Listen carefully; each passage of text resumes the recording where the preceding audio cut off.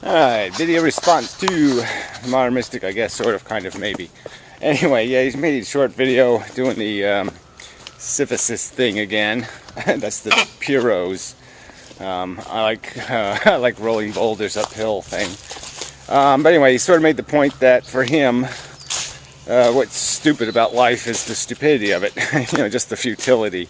The idea that, yeah, there is nothing accomplished.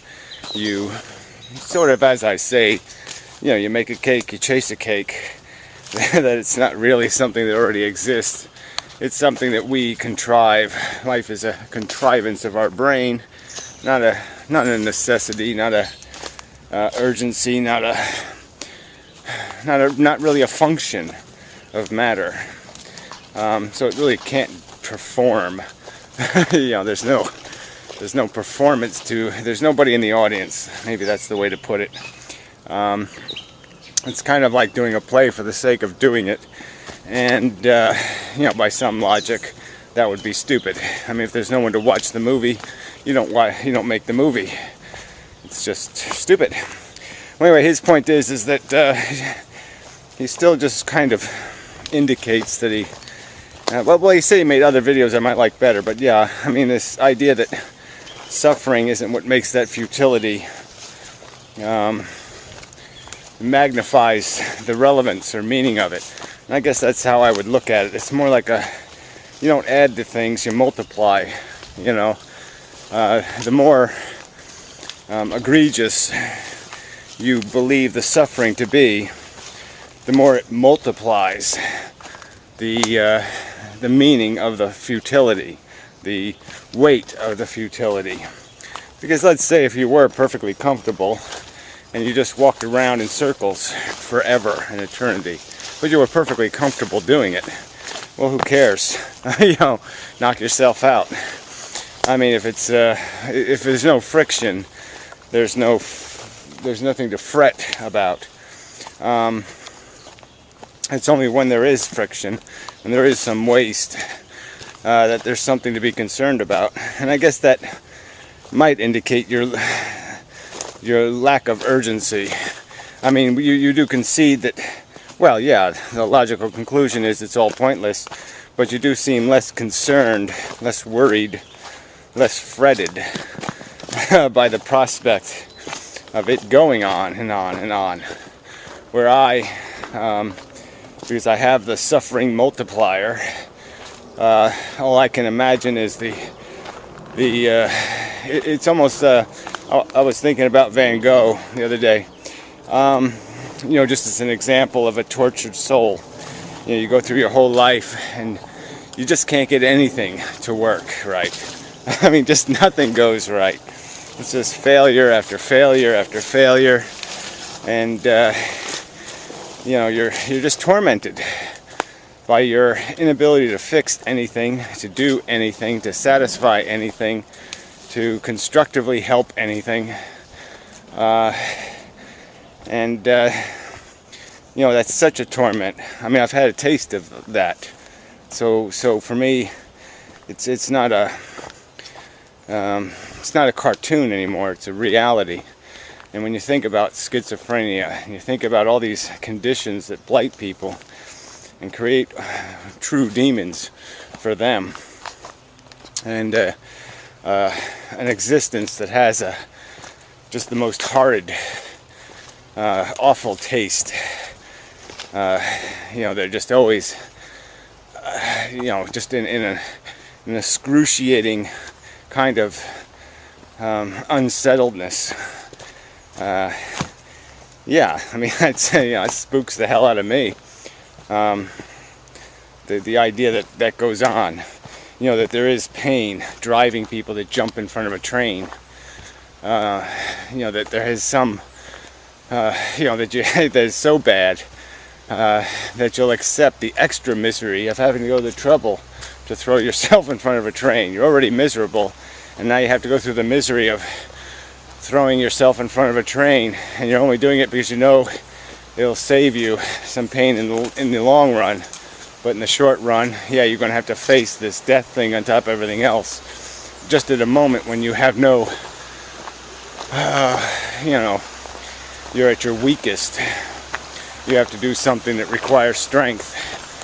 And that's another horrid dilemma, you know, that when you just want to be left alone, you don't want to be touched because your sensitivity to pain is so great, and yet you must, you know, to achieve the long-term gain of ending it. But again, you're only ending it for one little consciousness, you know, just one of the many pawns. You won't be the last soldier to die in a pointless war for stupid reasons. That's a dismal prospect. So when I do the math, like I said, the suffering just multiplies the futility. The futility would be irrelevant if there was no price to pay. Who cares? It'd be futile. So obviously you have to have a component of negative. You have to have a component of friction to multiply the meaning of the futility. And I guess we're just going to not agree, which I don't well, I said I don't understand. I mean, there's lots of people who don't do this projection thing as naturally. So I just know that if a problem still exists, if a disease is still out there, it's the fact that I don't have it.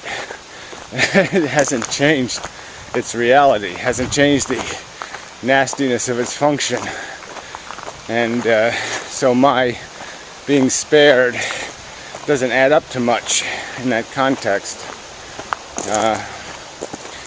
Yeah. So I guess there's some need to maybe hash this out further. It's sort of important, I think, obviously, to the subject. I mean, people do discount the spam, as you put it, the suffering, angst, whatever, blah, blah, blah. You know, people do minimize it routinely, or at least attempt to. And this is problematic. Somebody messing in my stream, so I can't do my filming, which was my objective in coming down here, primary one. So can't video the fish while people are fishing for them.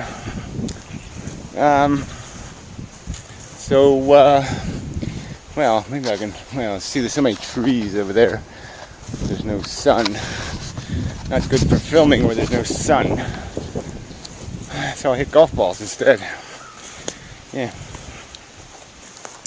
In a futile effort to, what is the end game there? I just walk around in a circle. Comforting one. The little field here is getting kind of interesting. They used to cut it, but they gave up. It has some interesting stuff growing in it now. Ticks and things. Yeah. Thistles. It's all these little thistles, though. I like the big ones. These little ones. Yeah. Lots of those. So anyway, until next time and such. Whatnot. Yeah, while hitting golf balls, I contemplated this pain versus, or misery or suffering versus futility thing some more. And yeah, I don't know what to say. I don't know how to angle the argument. I mean, I suppose you could just show people a collage of misery and suffering.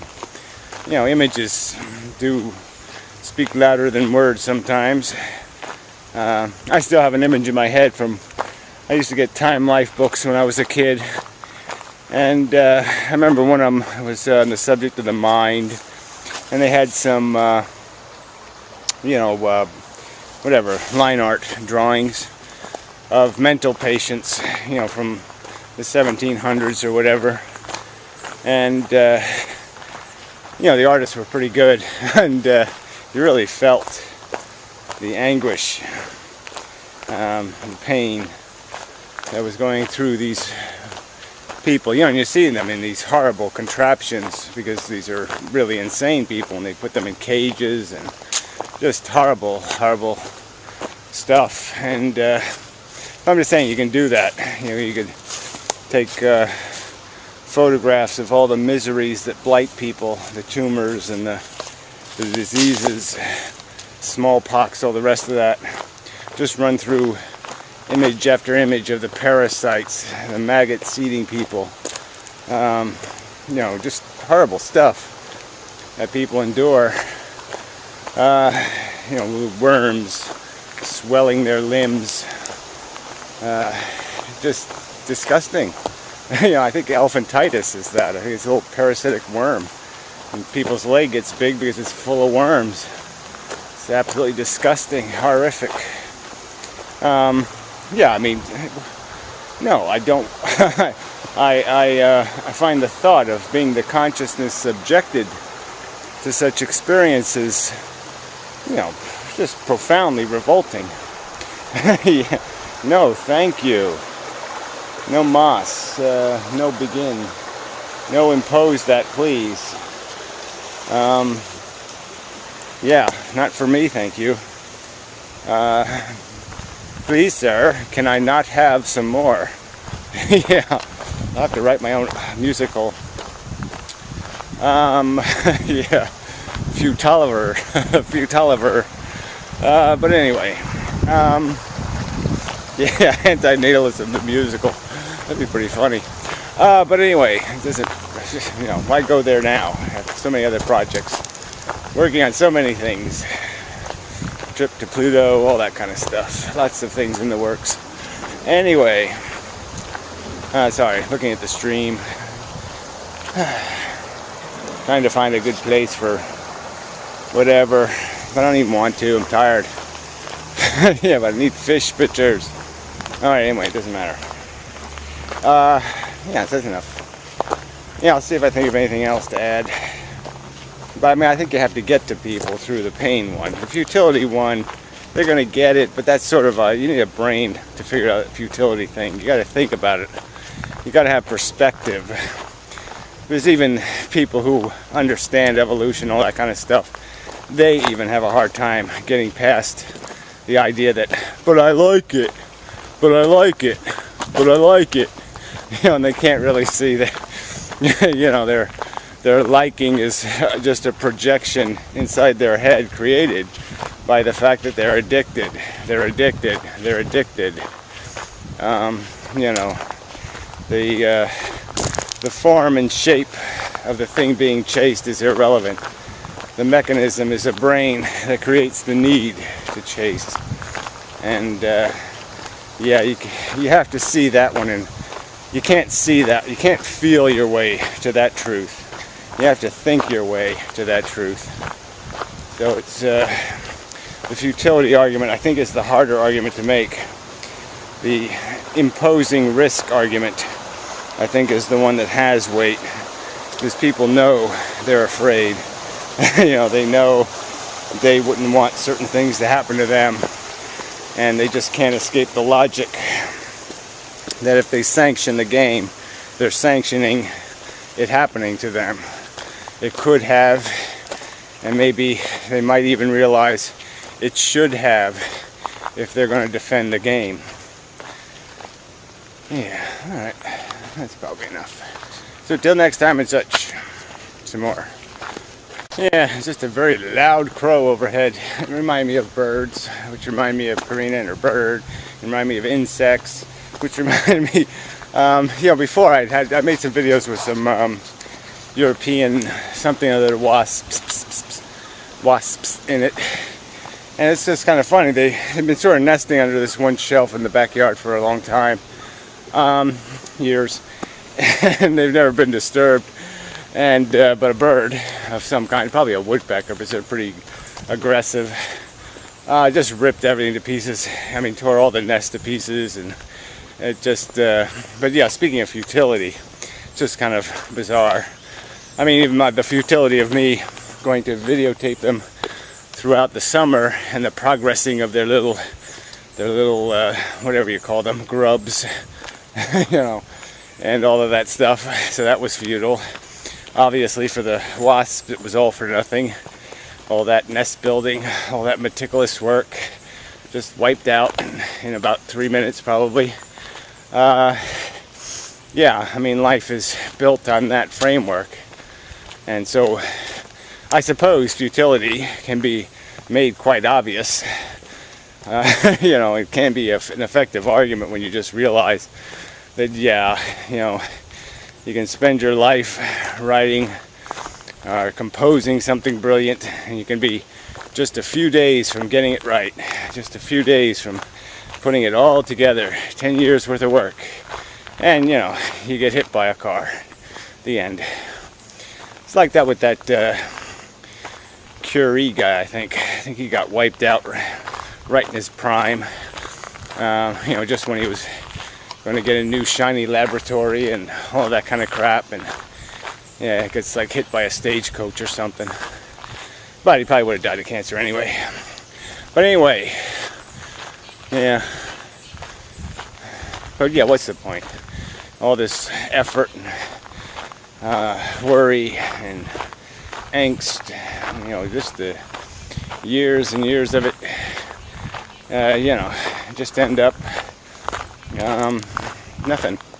Yeah, a memory for a while. Somebody will remember you. Whoop-de-doo. Not that I'm discounting that.